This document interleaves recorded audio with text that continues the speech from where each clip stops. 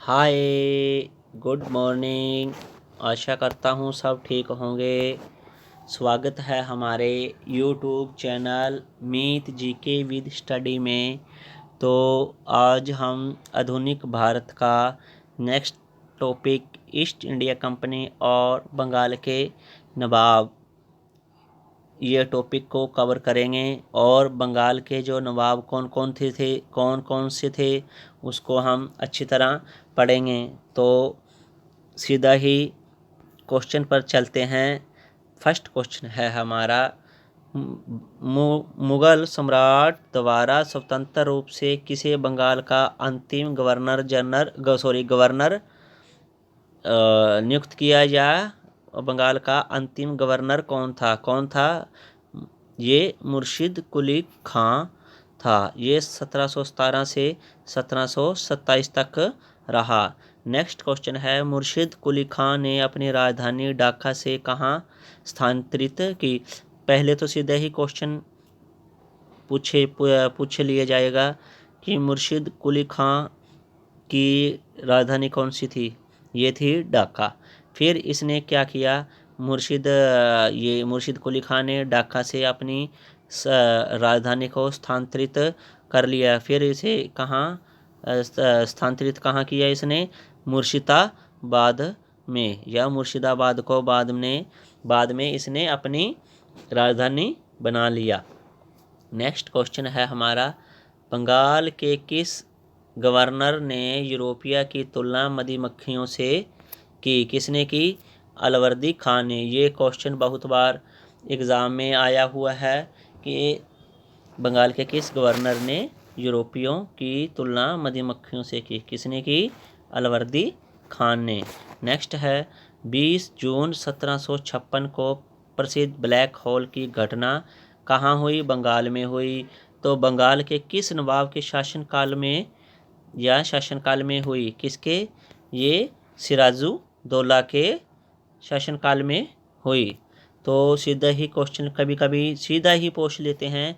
जो 1756 में प्रसिद्ध ब्लैक होल की घटना हुई, ये कहाँ हुई? ये जगह या स्थान पूछ लेते हैं। कहाँ हुई? बंगाल में। इसका हमने ध्यान रखना है। तो नेक्स्ट क्वेश्चन क्या है, 9 फरवरी 1757 में 1757 को अलीनगर की संधि किनके मध्य हुई? लॉर्ड क्लाइव के और सिराजुद्दौला के बीच हुई। नेक्स्ट क्वेश्चन है हमारा, भारतवर्ष में ब्रिटिश साम्राज्य का संस्थापक लॉर्ड रॉबर्ट क्लाइव को माना जाता है। यानी कि ब्रिटिश साम्राज्य का संस्थापक कौन था? लॉर्ड रॉबर्ट क्लाइव था, जिसने प्लासी के युद्ध में 23 जून 1757 में बंगाल के नवाब सिराजुद्दौला को पराजित कर पहली बार भारत में ब्रिटिश प्रभुत्व की नींव रख दी। तो ये इसने युद्ध हुआ था, ये इसने धोखे से जीता था, क्योंकि जो सिराजुद्दौला का एक सेनापति था तो मीर जाफ़र था, वो इसने इसे धोखा कर लिया था, इसलिए इसने ये युद्ध को हारना पड़ा। ये क्वेश्चन नेक्स्ट आ ही गया। प्लासी के युद्ध के समय बंगाल के नवाब का सेनापति कौन था जिसने युद्ध में विश्वासघात किया? ये मीर जाफ़र है। इसने सिराजुद्दौला के साथ विश्वासघात किया था क्योंकि ये उसका सेनापति था। तो अंग्रेज़ों ने इसे लालच देकर इसने बंगाल के जो नवाब थे सिराजुद्दौला, उसके साथ विश्वासघात कर लिया, और इस कारण सिराजुद्दौला ये प्लासी का युद्ध हार गया था। नेक्स्ट क्वेश्चन है, प्लासी के युद्ध में या युद्ध के समय मुगल बादशाह कौन था? ये आलमगीर द्वितीय था। यानी कि ये मुगल बादशाह ये था। और जो इधर और बंगाल राज्य है, बंगाल बहुत बड़ा राज्य हुआ करता था। तो बंगाल के अंदर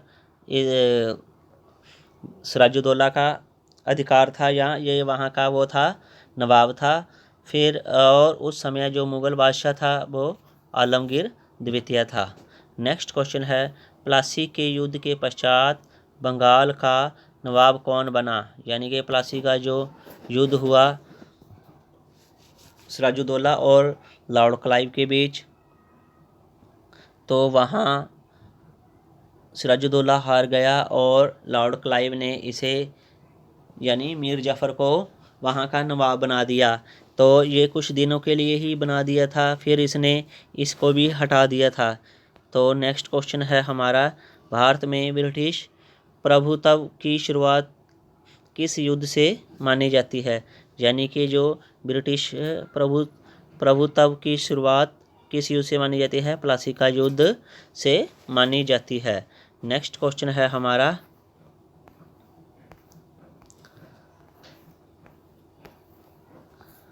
वर्ष 1760 में अंग्रेज़ों ने मीर जाफ़र को हटाकर, ये वो फिर वहीं आ गया। आपको बताया था मीर जाफ़र को थोड़ी देर के लिए अंग्रेज़ों ने नवाब बना दिया था, फिर इसने मीर कासिम को यानी कि मीर जाफ़र को हटाकर किसे बंगाल का नवाब बना दिया? मीर कासिम को। तो नेक्स्ट क्वेश्चन है, पहले तो हम यही देखेंगे या एक सीधा ही क्वेश्चन पूछ लिया जाता है, अंग्रेज़ों ने मीर जाफ़र को हटाकर किसे बंगाल का नवाब बनाया? किसे बनाया? मीर कासिम को।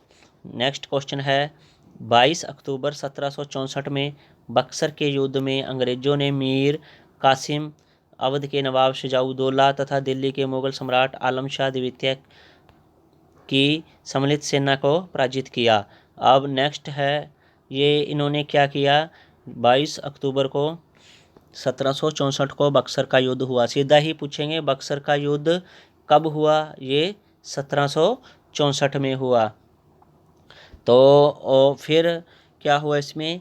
अंग्रेज़ों ने मीर कासिम जो बंगाल का नवाब था और ये अवध के जो नवाब थे शुजाउद्दौला तथा जो दिल्ली के अंदर मुग़ल सम्राट था शाह आलम द्वितीय की सम्मिलित, यानी इन सभी को अंग्रेज़ों ने हरा दिया या पराजित कर दिया था। नेक्स्ट क्वेश्चन है, बक्सर के युद्ध के समय ब्रिटिश सेना का सेनापति कौन था? Hector Munro. ये भी क्वेश्चन आया हुआ है, ये इम्पोर्टेंट है, वेरी इम्पोर्टेंट है क्वेश्चन, ये भी आया हुआ है एग्ज़ाम में। बक्सर के युद्ध के समय बंगाल का जो नवाब कौन था? ये मीर जाफ़र था। यानी कि जब बक्सर का युद्ध हुआ उस समय ब्रिटिश सेना का सेनापति कौन था? ये था हेक्टर मुनरो, और बंगाल का जो नवाब था ये कौन थे? मीर जाफ़र था। नेक्स्ट क्वेश्चन है, बक्सर के युद्ध के पश्चात इलाहाबाद की संधि मुग़ल सम्राट शाह आलम द्वितीय और बंगाल के नवाब नजमुद्दौला तथा क्लाइव के मध्य इलाहाबाद की द्वितीय संधि ये कब हुई? ये संधि हुई क्लाइव तथा अवध के नवाब शुजाउद्दौला के मध्य हुई। यानी कि पहली तो हुई शाह आलम द्वितीय और सम्राट शाह आलम द्वितीय और बंगाल के नवाब नजमुद्दौला और क्लाइव के मध्य हुई, और द्वितीय संधि हुई क्लाइव और अवध के नवाब शुजाउद्दौला के मध्य हुई। तो नेक्स्ट क्वेश्चन है हमारा, किस संधि के मध्य अंग्रेज़ों ने बंगाल, बिहार और उड़ीसा की दीवानी प्राप्त हुई? किसके मध्य, यानी किस संधि के मध्य से?